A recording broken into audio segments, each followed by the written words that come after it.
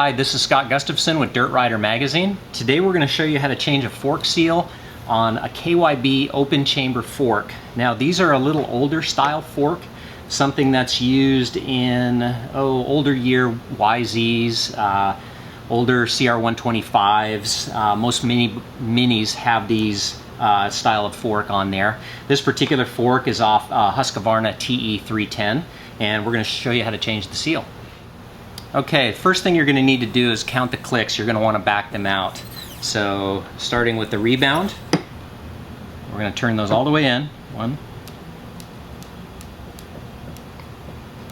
Okay, that's 8 clicks. And then back them all the way out. We do this so the bleeding procedure is much easier when we're putting the fork back together.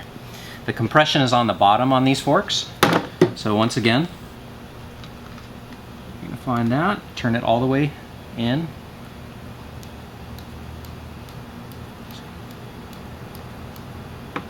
So we're at 11 clicks. Again, turn that out so the bleeding procedure is real easy. That's it for that. Okay, now that we've counted the clicks on here, we're gonna take the oil out of the fork itself. So you do that just by unscrewing the top cap. You might want to do this when it's on the bike. That way, if the forks have never been opened up, usually this top cap is real tight. Another way to do it is you can take an old triple clamp, slide it over the fork, tighten it down, and then you can use that as your vise. And just unscrew that. Once it's loose, it'll come out real easy.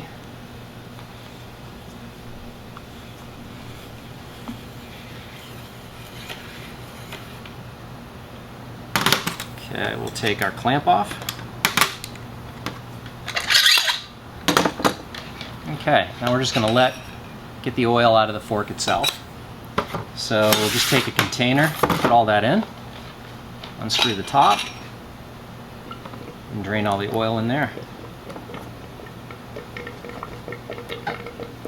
The longer you let this drain, the more obviously is going to come out of there. I would give it a good 20-30 minutes and you'll get pretty much all the oil out of there you'll need. Okay, now that you've fully drained your oil, you can just go ahead and snug up your top bolt here. And the next thing you're going to want to do is you're going to want to unscrew this base bolt on the bottom. Now this is a 14mm Allen here. And a real easy way to do it is like this. You'll want to get something like, you can either use your axle to do this, or you can actually take a socket on an extension about the same size and put it in there to hold it down. So using our axle, we're going to compress the fork a little bit. We're going to take an electric impact with a 14mm Allen socket on there, and we're just going to unscrew it.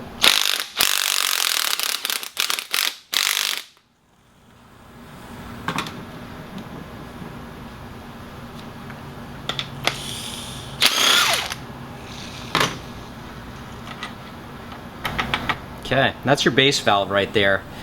That's actually your compression shims right there, so that's controlling the compression of your forks right there. Once you've taken that base bolt out of there, there's also quite a bit of oil still on the bottom of the fork, and you just need to drain that out. Okay, we've got the base bolt out of the fork, so right now we're just going to pull our cartridge out. So all you need to do is unscrew it from the top here, and it'll pull right out. You'll get it spring and all. This is an open chamber cartridge. Everything. All your damping is in there. Your spring. Everything. Just to give you an idea of the difference between the two, this is an open chamber cartridge. It's a little less expensive to produce. Generally it's a little older technology, but it still works very, very well. In most cases, for most people, they'll be happy with this. This is used in quite a few enduro bikes still. A lot of KTMs use this. And like I say, it's very good technology. It produces a very plush ride. So that's the open chamber. What you might be more familiar with now is the closed chamber fork, and I'll show you that. So here's an example of a closed chamber fork, and you're going to see these on most motocross bikes. This is really considered a little more state-of-the-art. Essentially, what you've got here, cartridge on top, spring on the bottom, as opposed to the open chamber, spring on top, cartridge on the bottom. As this rod gets pressed up and down, all of your damping is enclosed inside this cartridge. So you've got a set of valving shims here and here that will do all of your damping. Everything is enclosed here, so you get very precise control. Where the open chamber, you've got oil all around the fork here, so the oil is continually passing in and out of the outside of the fork and into the cartridge itself. So this being a little more precise, this being a little vaguer, but generally it gives you a little plusher feel. So that's the difference between the two. Okay, now we're back to our fork tubes. So we're gonna take off the dust seal and circlip to get to the oil seal here. So what you wanna do, put a screwdriver in here, pry it out, pops right out. Inside here, you've got a circlip that runs inside there. You just want to pop the circlip out there. Now, in order to get the oil seal out and not damage the bushings in here, we're going to heat these tubes. So you can just get a propane torch. Just heat these up for a few seconds. If you don't do this, you will probably damage your bushings.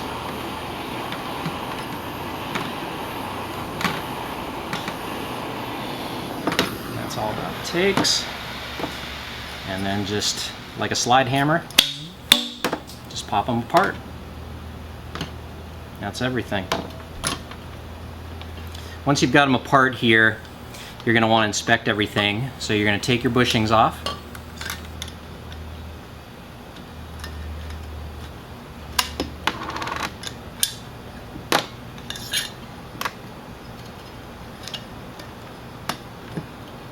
These seals are leaking, so we're not going to use it again, obviously. It's good to replace them as a pair, replace the dust seal too.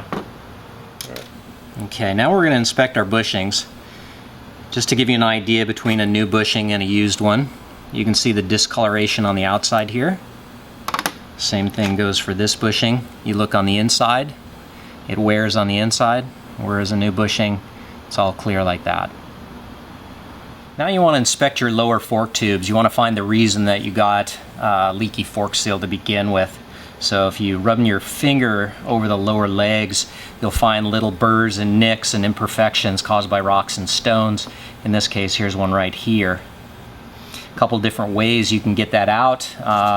You can take an oil stone and just hit it lightly. You can do the same thing with a round file. I like to take any tool with a hard edge to it and just fold a piece of 400 or 600 grit emery cloth over it and then just hit the edge with it.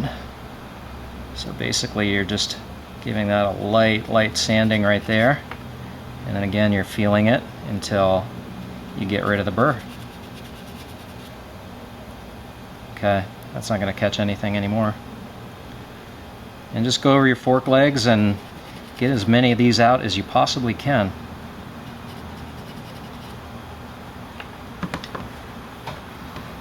Once you're happy with the way these have turned out, I like to just go over the whole fork with some 600 grit emery cloth again. Just go ahead and run it on there just to give it a nice finish, so everything's real even. And then once you've done that, clean the fork leg off and you'll have a nicely finished fork leg that won't catch seals and cut them anymore. That's all there is to that. After you've finished your fork leg nicely, you're going to want to put your fork seals on there. So start with just putting a light coating of grease on there. Just on the inside here. Same thing with your dust seal.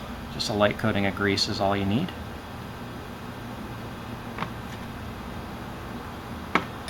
Okay, once you've done that, there's a couple different ways that you can put the fork seal over the fork leg. Easiest way is to buy a set of fork bullets, and essentially they just fit very snugly over the top of the fork leg and allow you to put it on so you don't catch it on any of these grooves on the fork itself.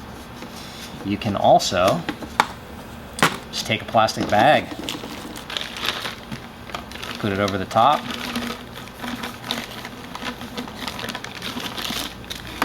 and then you can put your fork seal right over there. Just show you how easy that is.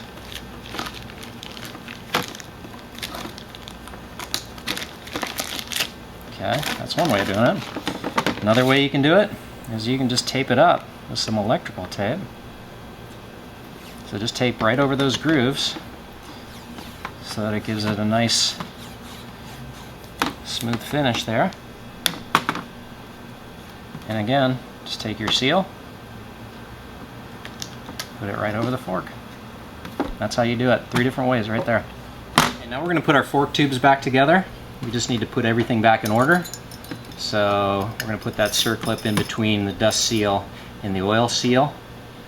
Put this backing ring on. We have our 2 bushings. Larger one goes on first. Smaller one goes in the slot right there. And we'll just put our forks back together. For this, you're going to need a fork seal driver. They usually come in 2 pieces like this. And first thing you're going to do is make sure your bushings are seated. Those just go on very lightly. And then you're going to drive your oil seal in. So again, just put those together with a little more force. This time, drives them right in there. And just make sure you put your circlip in and that it's seated well.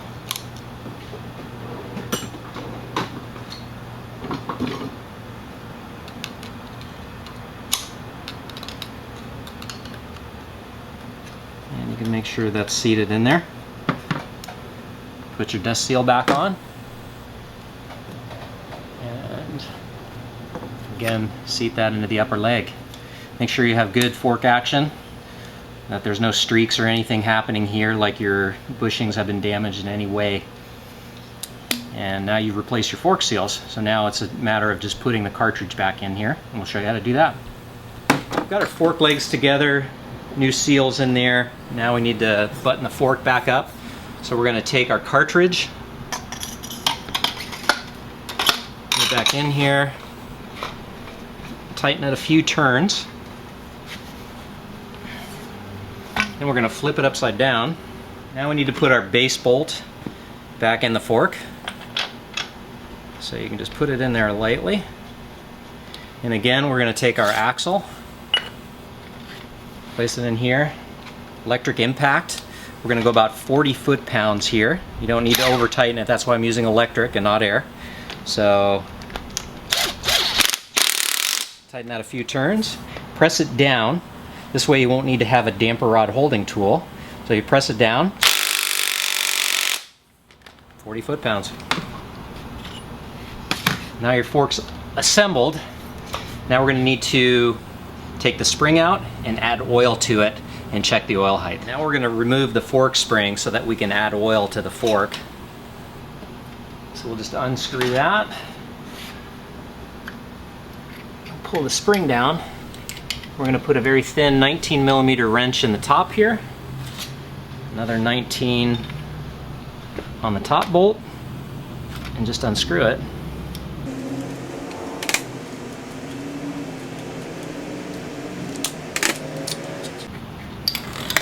Okay, there's your top bolt.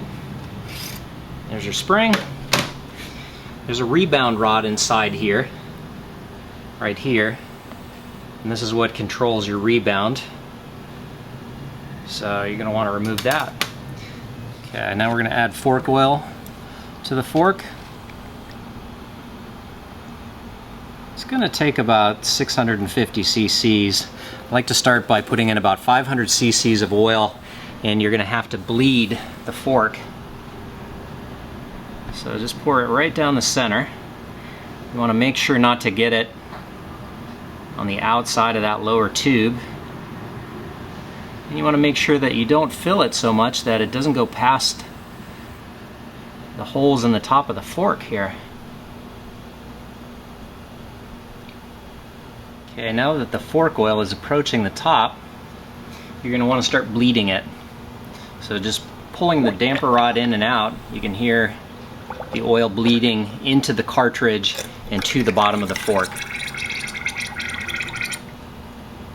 And you're going to want to push this up and down until you get consistent damping all the way up and down. This one's bleeding quickly and nicely, which is good. Sometimes if they're hard to bleed, you just take your hand, go over the top of the fork tube, press down, and the oil will settle down to the bottom real easily. So again, just keep filling it until you get oil towards the top here.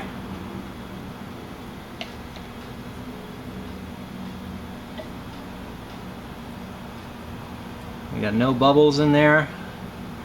It's flowing good. Okay. I'm just going to add a little bit more oil. Now I'm going to set my oil level. So what I want to do is I want to put my rebound rod back in the fork. That's taking up volume. And then I'm going to take this fork oil level tool. And you can see on here, if you look real closely, that there's marks on here, and essentially those are in millimeters. We're going to want to set our fork oil level so that it's 120 millimeters from the top of the fork. So I've got that set. It's really simple. Just put that in there. Oops. Draw out the excess oil. You might have to do this once or twice if you've put a little too much oil in here.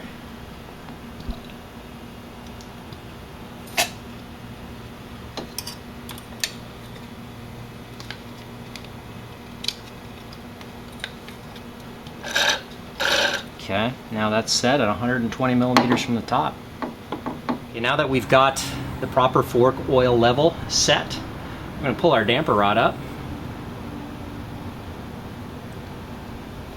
And we're going to add our spring. And we're going to make sure the damper rod doesn't slide down. If it does, you can kind of push it up. Okay. Just holding that up, we'll just get our damper rod and our fork cap back together. So just simply screw those back together. And actually, before you do this, you do want to make sure that this nut, this lock nut, is all the way down. There, it's all the way down before you do anything.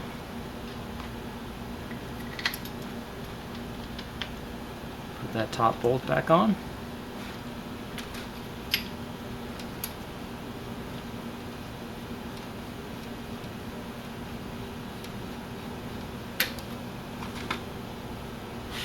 Okay, and the bottom, go ahead and hold it with a 19. And the top, just tighten those two together. And you'll put everything back together here. Tighten your fork.